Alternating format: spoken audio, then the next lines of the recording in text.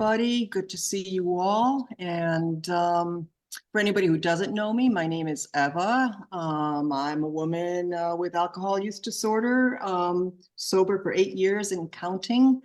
I've been with LifeRing for many years.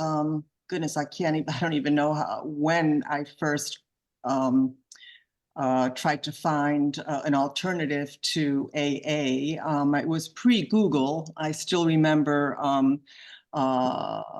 being on my computer with just a dial-up connection. And I found LifeRing, and there were no meetings on the East Coast. So I started out with the wonderful email groups, LSR Mail and LSR Safe, which was so great for me because, just with the discussion we've been having today, I probably never would have spoken up at a face-to-face meeting. So an email group was great. And I was able to talk a lot and share a lot through writing. So I'm just so grateful to LifeRing. And so thanks for having me here today to share this journey of mindfulness that I've been doing ever since I got sober.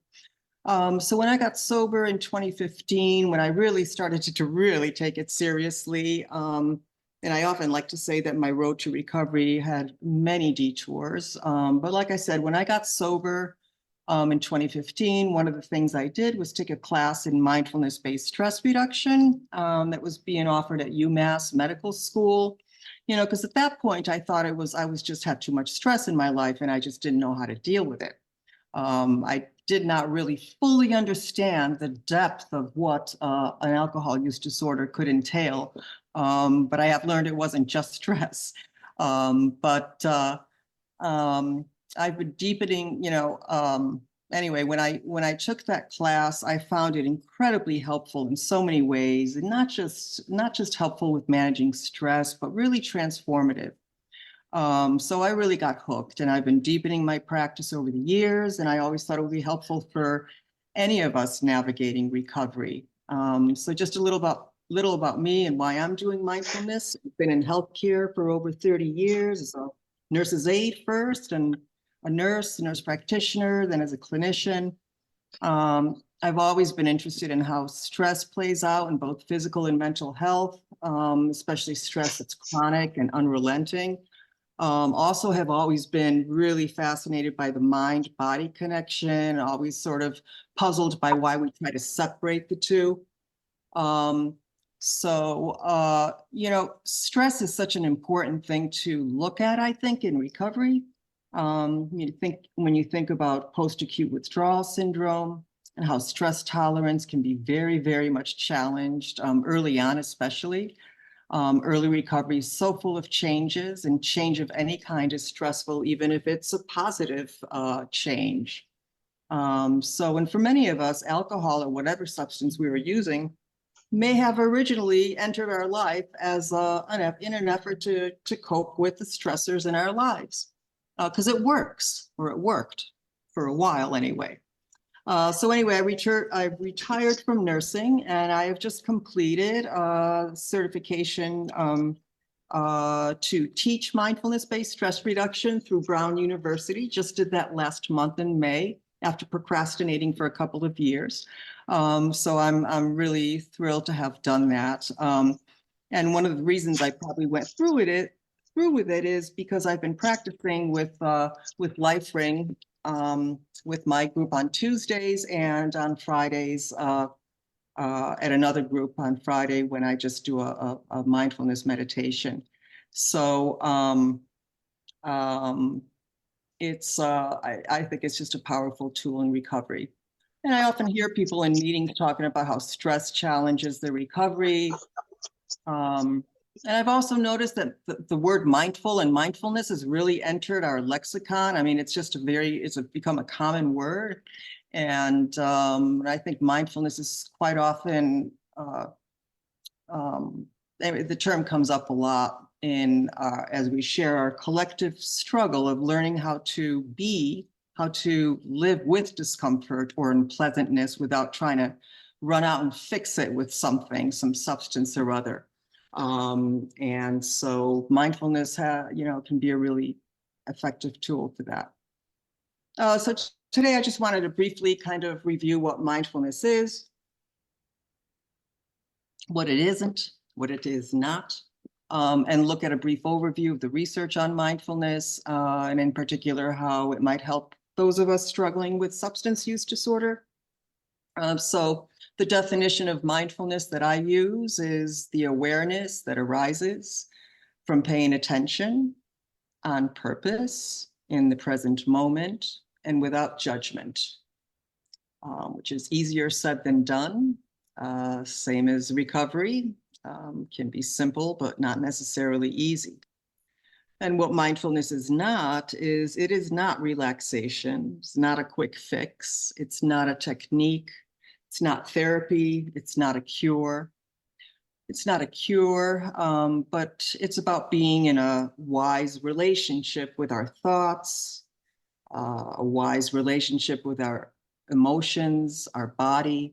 It helps us learn to manage stress better, to pick up when our body is starting to experience stress as we become more familiar with our body sensations.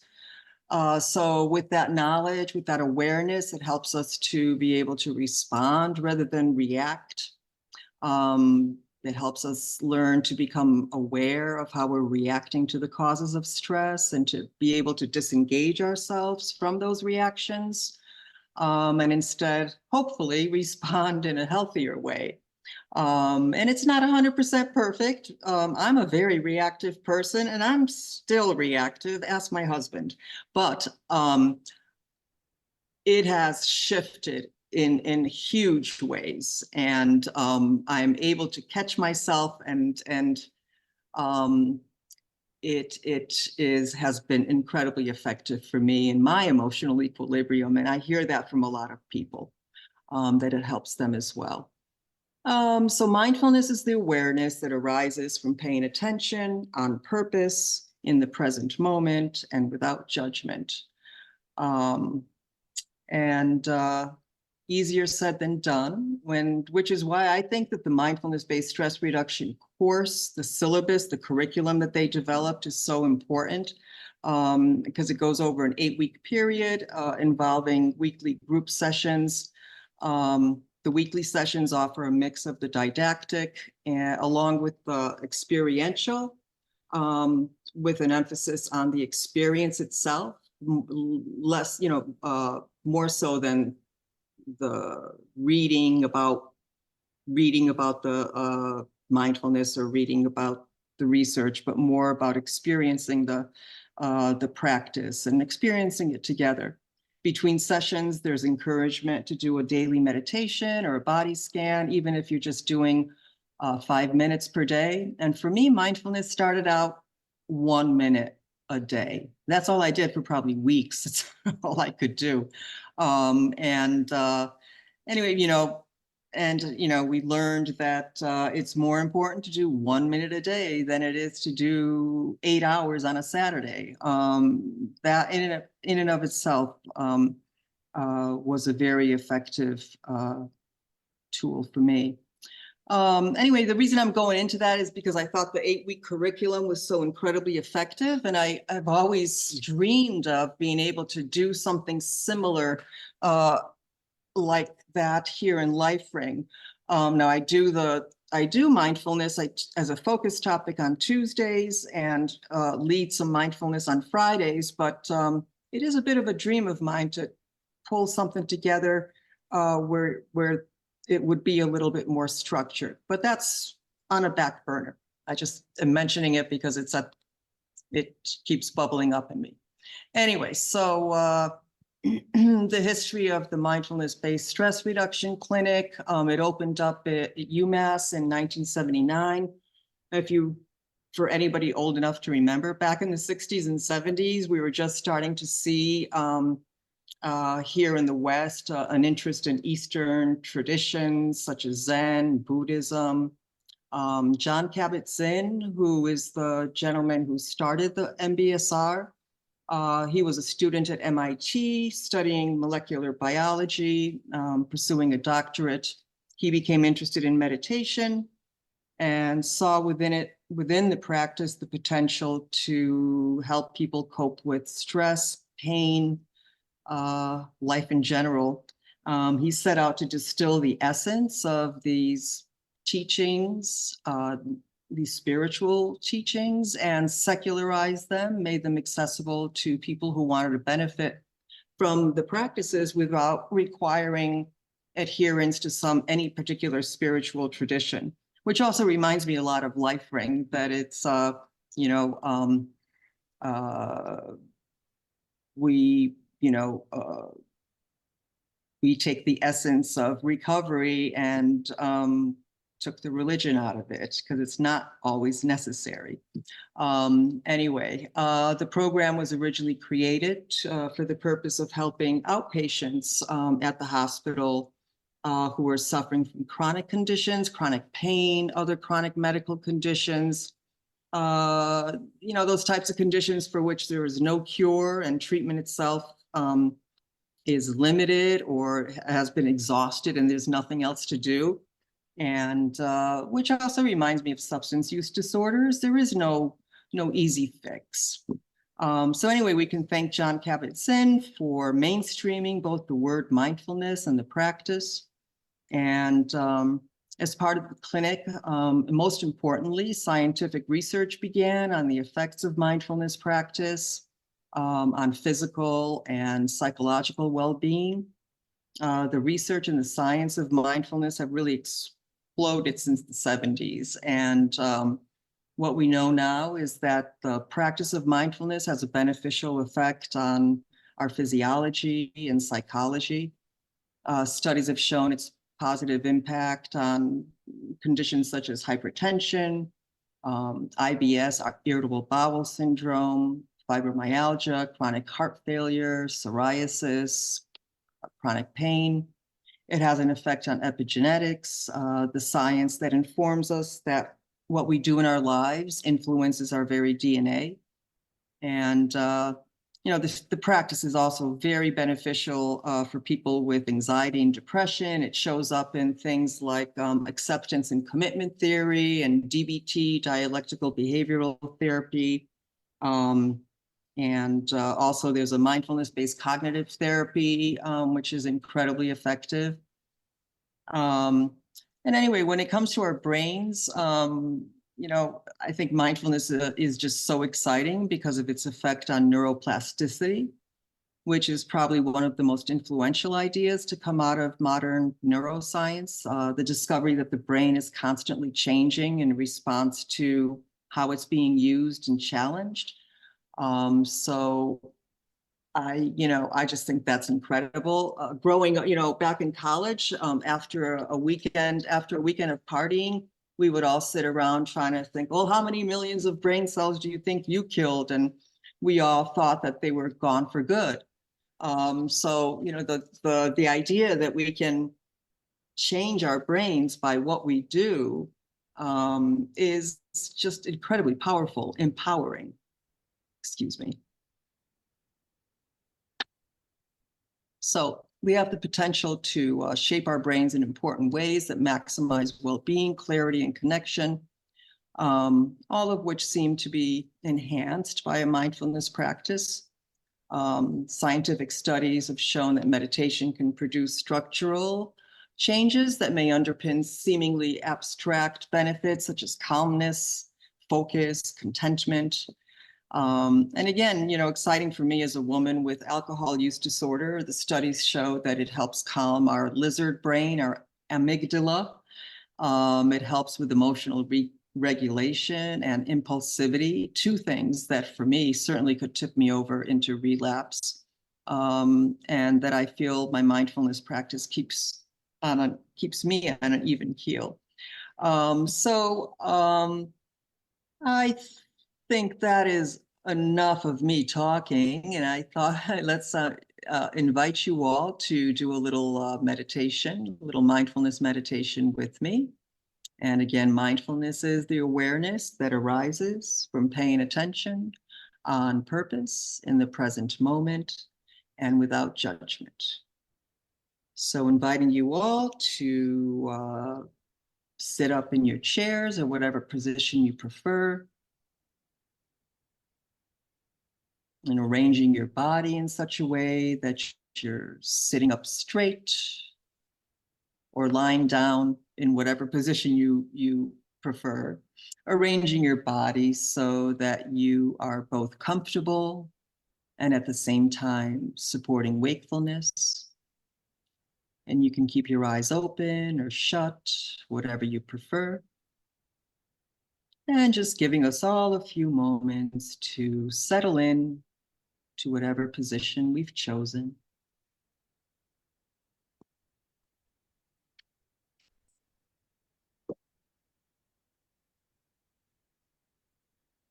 And inviting you to allow your awareness to rest on the sense of your body, of how the body is sitting or lying here in space, on the chair, on the bed. Maybe noticing where your body is making contact with the chair, the bed, or the floor. Maybe feeling your back touching the back of the chair, your thighs on the seat. Perhaps you feel your feet on the floor, your hands in your lap or wherever they are.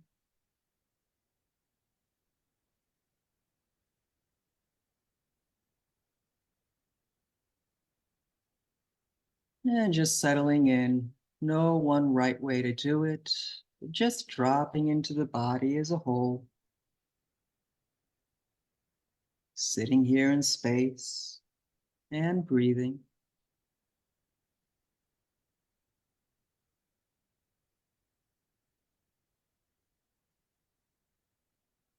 And the important thing to remember is that this is not doing, it's just being. And using all of our senses to experience the felt sense of the body sitting or lying here in space.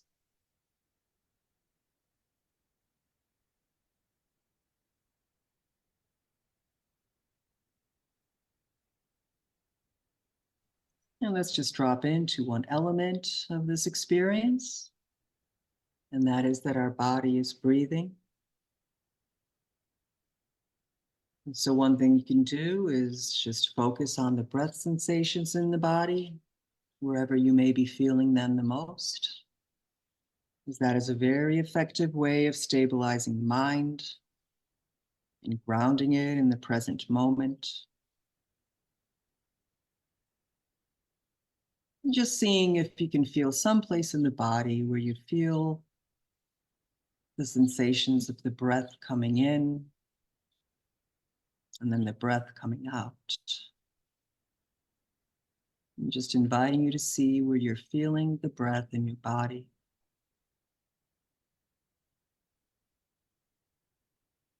So quite often, people will feel the breath at the nostrils, the air moving in and back out,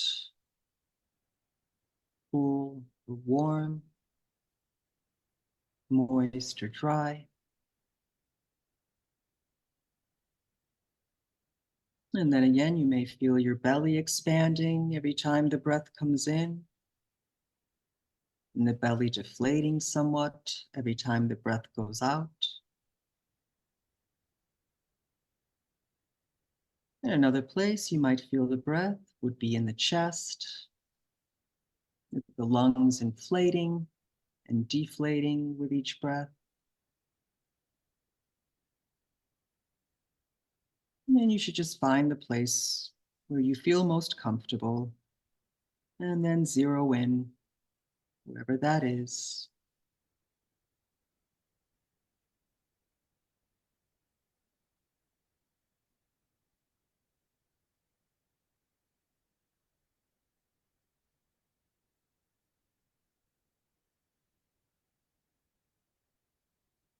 Now we're not trying to push, pull the breath, or manipulate it in any way. And just letting it be, letting it flow of its own accord.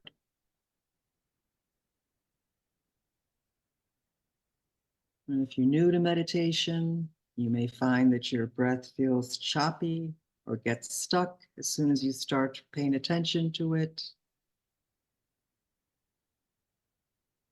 And it smooths out with time.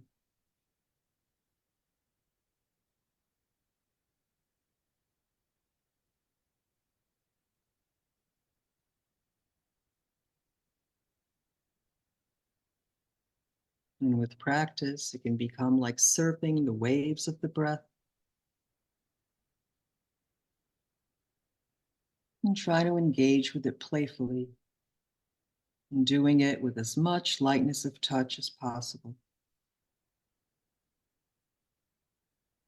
And at the very same time, as if your life depended on it, which of course it does.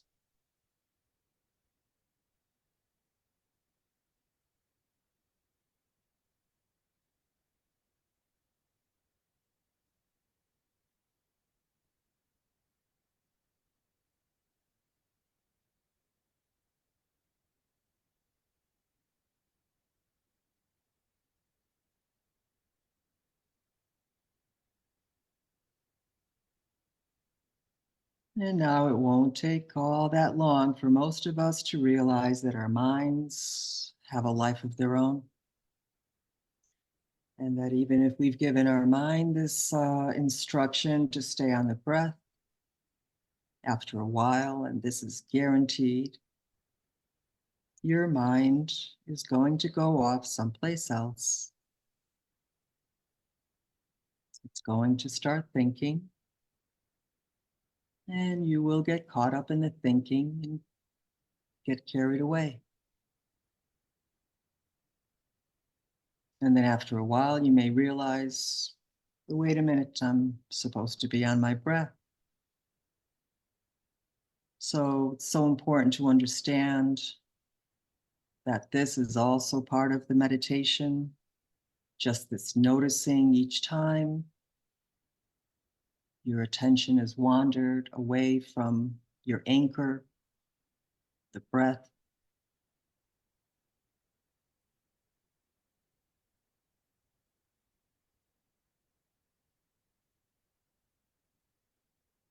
As that is the nature of mind.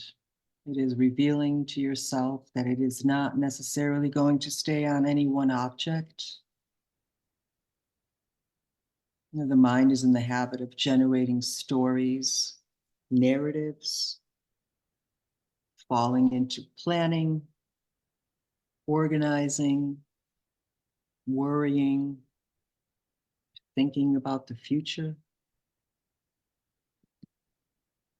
falling into remembering this or that, who did what to whom and why, or shuffling through the past, memories, perhaps with regrets or rumination, or with longing, and then getting completely caught up in our narratives, the storylines about the past, about the future, and the breath we were so intent on feeling long gone.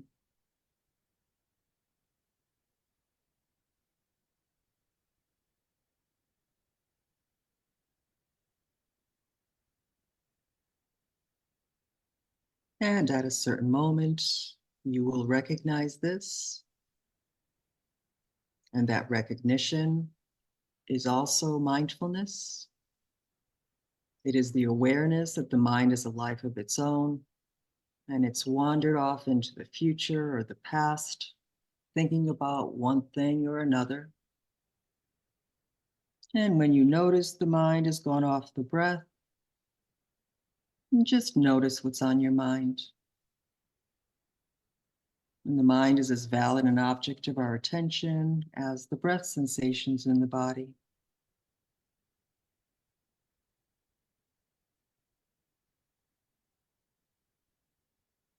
And just noticing what is on your mind when you realize you're no longer on your breath.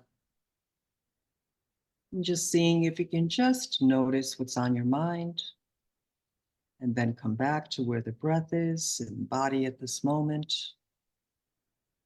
And then you're back, hopefully riding the waves of your breath, wherever you're feeling it in the body.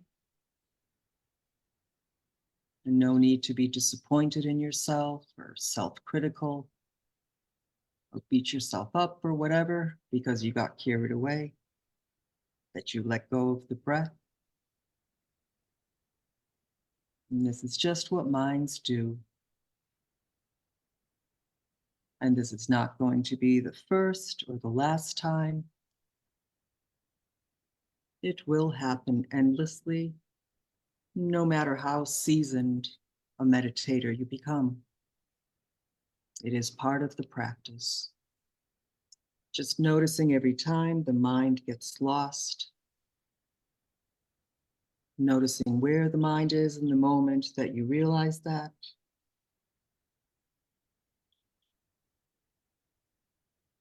You may not know what carried you away because that may have been 10 thoughts away in the past, but at least recognizing where the mind is right here in this moment, and then just letting it be exactly as it is. Not pursuing it or pushing it away, not condemning or judging or criticizing yourself in any way. Just see it and don't take it personally, and then go back to the breath.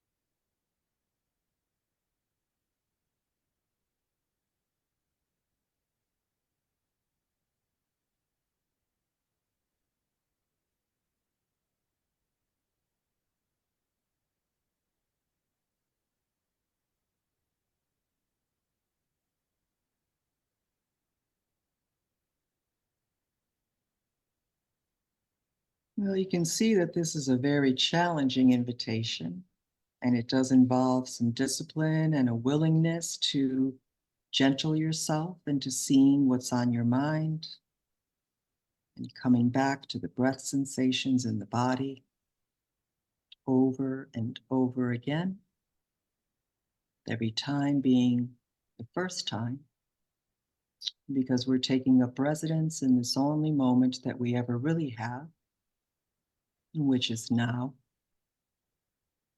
and then again now.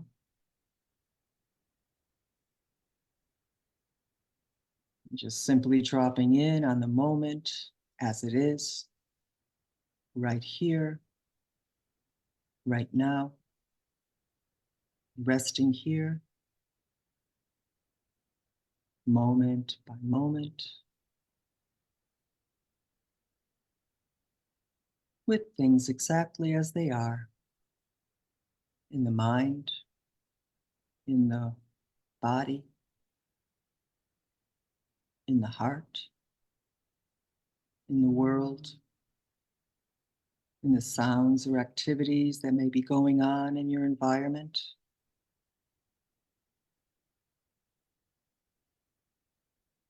And you're at home.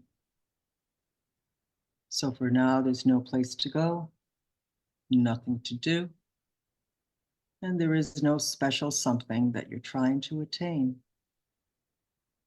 And just this moment, just this breath, just this sitting here, just this being human.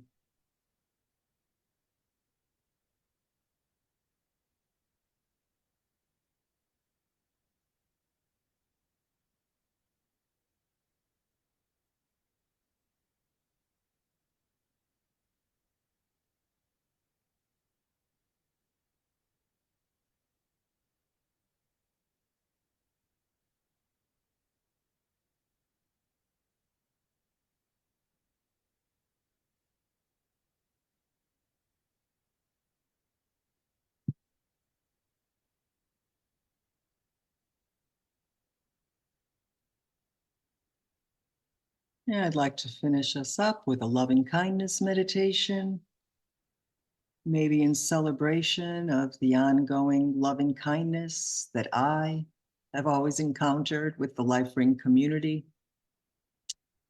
So starting with ourselves, may I be safe. May I be healthy and well. May I be peaceful. May I meet my life with ease.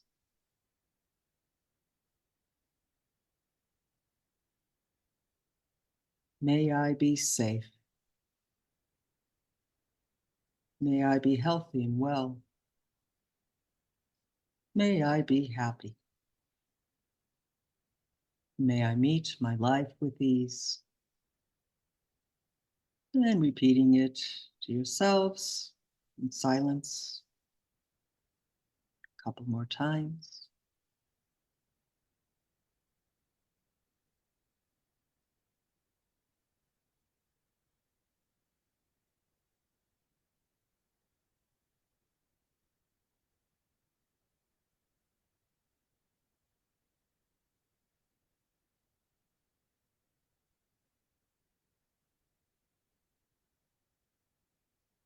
And let us offer each other the same intention of loving kindness.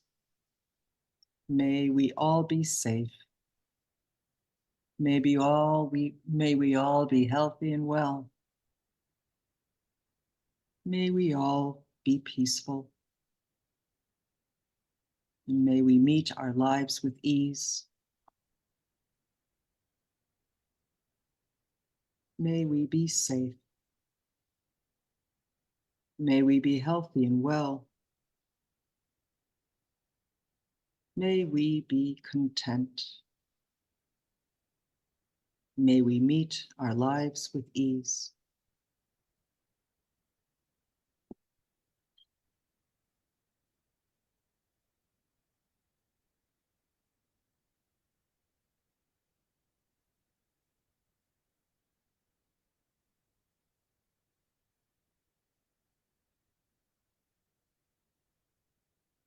Now, as I bring us to a close of this meditation, if you've had your eyes closed, if and when you're ready, inviting you to slowly open your eyes, allowing yourself to come back into the room, shift around in your chairs, or whatever position you're in, shake your bodies out, and then seeing if you can keep up any awareness of breathing in the body, even as we move on to whatever's next.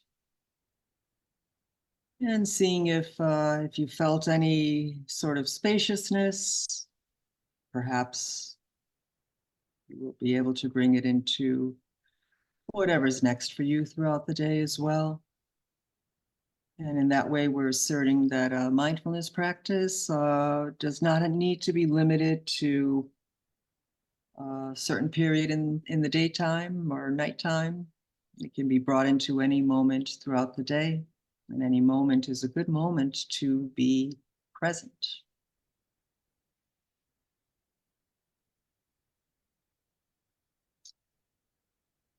And I thank you.